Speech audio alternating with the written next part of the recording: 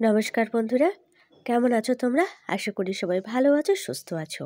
পূর্ব বর্ধমান থেকে আমি সুমিতা আরও একটা নতুন ব্লগে সবাইকে অনেক অনেক ভালোবাসা, অনেক অনেক আন্তরিক শুভেচ্ছা জানিয়ে আরও একটা নতুন ব্লগ শুরু করে দিয়েছি। নিচে যাব এবারে। ও ঠাটাই কাঁদতে কাঁদতে দিচ্ছে। Good morning. তো আলো আসছে না। আজ 23শে জানুয়ারি, তাই স্কুল ছুটি, তাই একটু গড়িমেশি করেই ঘুম থেকে উঠলাম সবাই মিলে। উপরের কাজ সেরমভাবে কিছু হয়নি, তো ফ্রেশ হয়ে চলে এলাম নিচে। আগে আলুটা কেটে দিই, নতুন আলু নিয়ে এসেছে না, আর খুব বালি ভর্তি, সেজন্য আমি ভালো করে কেটে আগে ধুয়ে নিয়ে তরকারিটা বসিয়ে দিয়েছি। তো এবার জল ঢেলে দেবো, দিয়ে তারপরে বাকি কাজটা করতে যাব। চলো দেখতে থাকো, অবশ্যই তোমাদের ভালো লাগবে। বিছানা এখনো তোলা হয়নি, পড়ে আছে। মামা এগুলো ধুতে হবে। খাইয়েছে, কাল রেখে দিয়েছি। স্কুল থাকলে রাতেই মেজে নিই, ছুটি, সেজন্য রেখে দিয়েছিলাম। এদিকে ঘরের মধ্যে যতটা জায়গা থাকে না, তার থেকেও মনে হয় যেন জায়গা কম পড়ে যাচ্ছে। এত জামাকাপড় চারদিকে ঝুলিয়ে রাখি, কি বলবো। আর রোদটা তো খুব চড়া ওঠে না যে একদম শুকিয়ে যাচ্ছে, একদম পাট করে নিয়ে রেখে দেবো, সেটাও হয়ে ওঠে না।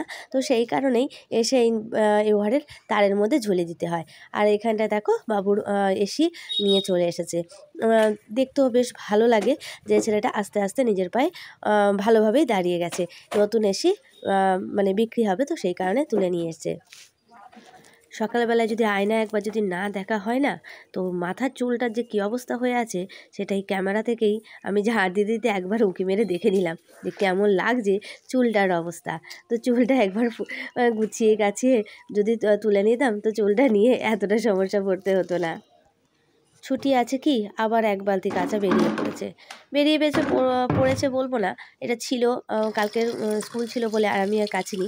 ওই ছুটির দিনেই কাচবো, জানতাম 23শে জানুয়ারি কালকে ছুটি থাকবে, তো সেই কারণে কাচিনি। তো আজকে দেখো নিয়ে চলে এসেছি, একেবারে ছাদে নিয়ে এসেছি, ছাদে দুমগ জল ঢেলে দেবো। আর এদিকে দেখো ফুল ফুটেছে, আর কুয়াশার কারণে না, ঠান্ডার কারণে ফুলের সাইজগুলো একটুখানি কমে গেছে। আগে বেশ বড় বড় হতো একদম গ্রীষ্মকালে।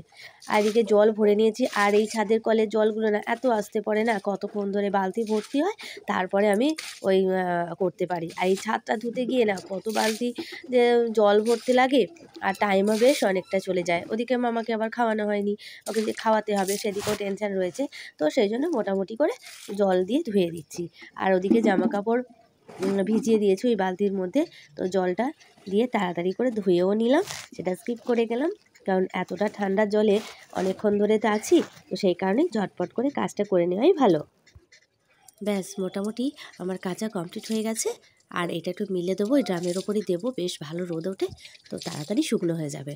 এরপরে যাব মামাকে গিয়ে ঝটপট করে খাইয়ে নিই, তারপরে বাকি কাজ। তো চলো দেখতে থাকো। আর এদিকে দেখো একটা বিয়েবাড়ির গাড়ি আসছে, মামা দেখে তো খুব খুশি।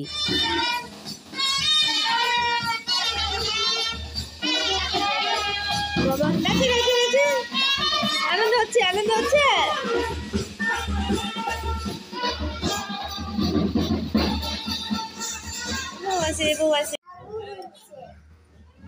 কি বলে উল্টো পাল্টা। চলো ওপরে, চলো ওপরে, চলো। বিছানাটার অবস্থা দেখো না। এই রিং সব সময় এই কিনে নিয়ে আসছে, হ্যাঁ, খেলাগুলো নিচ্ছে, আর খাবারগুলো দেখো পড়ে রয়েছে। এখন আছে একটা মনে হচ্ছে।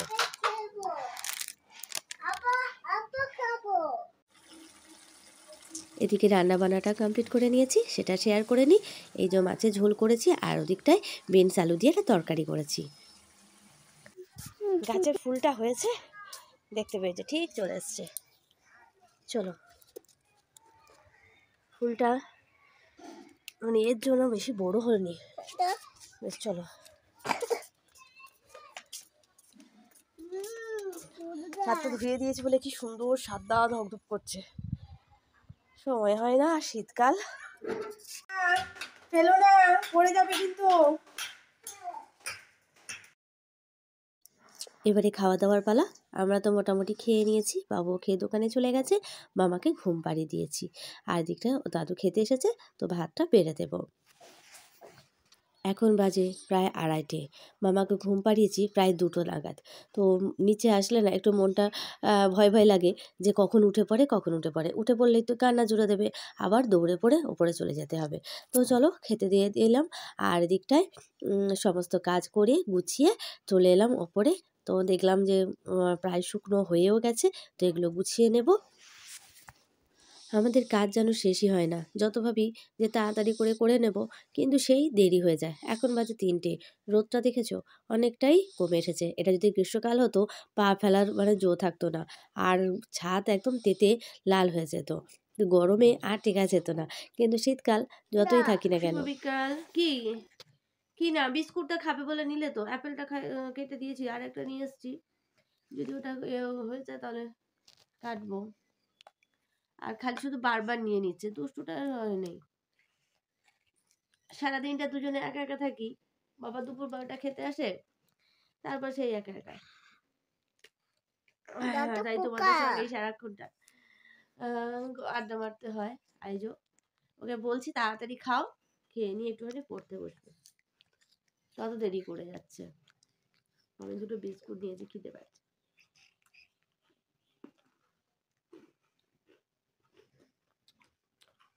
দুপুরবেলায় ফুলটাকে তুলে নিয়ে এলো ঠাকুরকে দেবে বলে, নিয়ে এসে আর বিছানায় ছুড়ে দিয়েছে। আর দেওয়া যাবে না, গাছে একটু ফুল ফুটলে হয়, ফুললে কিছুতেই দিতে যাবে না।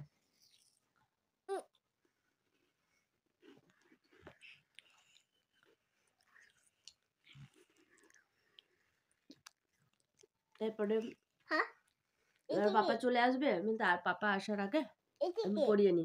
ও পাপা এলে ওই যে লেপের তলায় বসবে, আর ওই যে টিভিটা খুলে সিনেমা দেখবে, আর হবে না পড়াশোনা।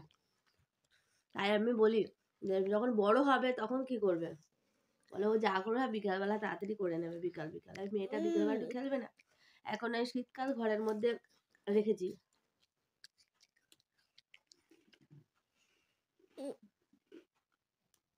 সামনে দাঁত দুটো ভেঙে গেছিল, পড়ে গিয়ে সিঁড়িটা, তো অর্ধেক করে ভেঙেছে, অর্ধেক করে রয়েছে। বেচারা যে ব্রাশ করতে করতে সে অর্ধেক একটুখানি ছিল, সেখানটা ভেঙে গেছে, দাঁত ভেঙে গেছে, দাঁত ভেঙে গেছে, চিৎকার করছে। পড়ে যাবে শোনা বিস্কুট, বা ওরম ভাবে করতে নেই শোনা, বিস্কুট বেশ বেশ বিস্কুট। তুমি খেয়ে নাও, তুমি খেয়ে নাও, চলো ওটা খেয়ে নাও, তারপর সন্ধে দিতে হবে, অনেক কাজ আছে। না সন্ধে দেবো না, সন্ধে দেবো না। তো বন্ধুরা আজকের ব্লগটা এই পর্যন্তই, ফিরে আসবো নতুন একটা ব্লগ নিয়ে। ততক্ষণ বন্ধুরা ভালো থেকো, সুস্থ থেকো, আর আমার ব্লগটা ভালো লেগে থাকলে অবশ্যই পাশে থেকো, আর ফেসবুক পেজ থেকে দেখলে পেজটা একটু ফলো করে দিও। তো টাটা বন্ধুরা, ওদিকে টাটা করো, ওদিকে টাটা করে দাও, ওদিকে তাকাও, টাটা সোনাটা।